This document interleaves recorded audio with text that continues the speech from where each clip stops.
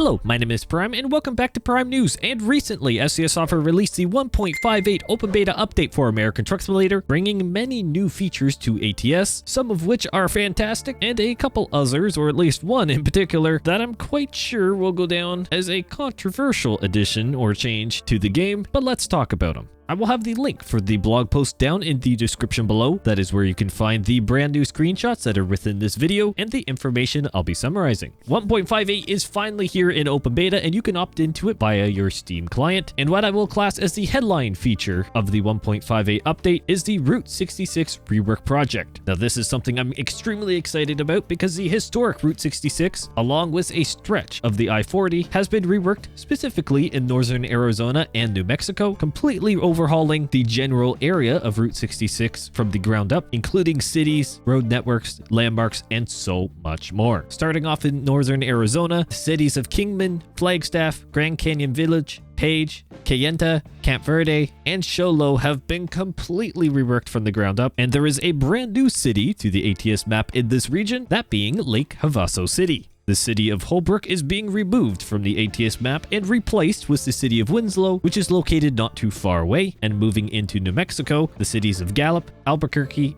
and Tucumare have once again been completely reworked from the ground up, from the Hoover Dam to the Grand Canyon, and so much more. The Route 66 rework will allow us ATS players to explore this region in a brand new way and see some beautiful landmarks, whether that's in our transport trucks or eventually, as part of Project Road Trip, in some other form of civilian vehicle, which is very exciting as well. And so to go along with that, according to the changelog of 1.58, SCS Software has continued to do some map changes or alterations in preparation for Project Road Trip. The player garages or truck garages that we know and love, from the starter garage all the way up to the top end complex, have been completely redesigned, bringing new life to these assets, quite literally, elevating their detail levels and, well, making them blend truly into many of the new areas within the map, given that the quality of, say, 2016 is nowhere near where we're at today here in 2026. The Driving Academy has received a brand new module, that being double trailer handling. This module has been broken up into many parts and will walk us through the procedure of reversing a B double trailer by the looks of things. Now I will admit this is going to be an incredible challenge, and comment down below if you want to see me attempt this Driving Academy module, or for that matter any of the Driving Academy modules, given that I will fully admit I really haven't done anything other than a little bit of testing in them. So let me know if you want to see that and the inevitable struggles that will come along with it. I think it could be kind of fun, but let me know either way. Regardless, that is there and available for those who want that challenge. Now on the vehicle side of things, 1.58 brings in a whole new vehicle behavior, physics, and collisions update, changing how the suspension works and the overall handling of the transport and road vehicles work in American Truck Simulator. Now according to the blog post, SCS Software has done everything they can to make sure that the overall feel of the trucks aren't impacted in a negative way compared to what we've been used to, but in a more realistic fashion where the truck and overall physics aren't getting stuck on, say, certain objects or hitting random objects along the map that it, well, shouldn't if it were in real life.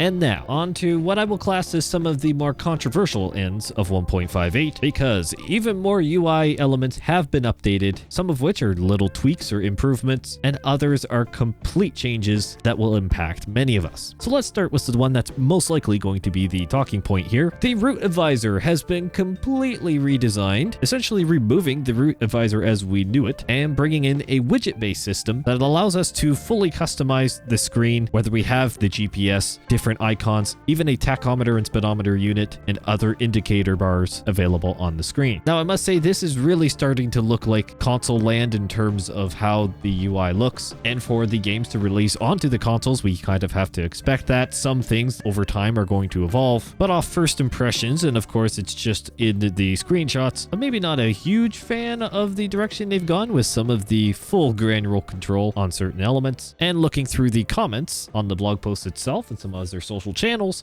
it seems like others have a very similar view where they don't mind the change. It's not maybe something that is overly important, especially for a player like myself who normally doesn't use the Route Advisor much, but there are some times where I do need to use it, and to be honest I'll have to test to see how some of the different key functions work with selecting certain pages, and if it comes up and goes away the way that it used to, or if everything is now now tied to a different widget and I have to redo my controls. I will be doing a first look in the 1.58 update very soon, so keep an eye out here on the Prime Simulation channel for that one to come, as I'm sure I will address that if it does become more of an issue. And pairing along with the widget update / root advisor, the quick info feature has been added, which replaces the old pause screen, which again in this situation, just like the widgets, adds more buttons and options really to try and accomplish similar tasks that we did before. Is it going to be a major issue? Maybe not. When it's all said and done, we'll all get used to it. It's really not that big of a change. But was it the most streamlined option ever? Well, maybe that's where the debate is after all. So besides those two UI elements, the truck and trailer configurator screen, along with the management screens, so the driver, trailer, truck, and garage managers, further refining the updates that have been made to these pages, fully aligning it with the rest of the UI upgrades that have been happening recently. And with that, that is the current 1.58 open beta changelog, a big one for ATS, that is for sure. Comment down below what you think about the 1.58 open beta update for ATS, and if you've tried it already, what do you think of it, and do you notice any performance issues with the game? Once again, I will be doing my first look video on the 1.58 open beta very soon, so keep an eye out here on the channel for that video to come. Thank you all so much for watching, and I will see you in the next one.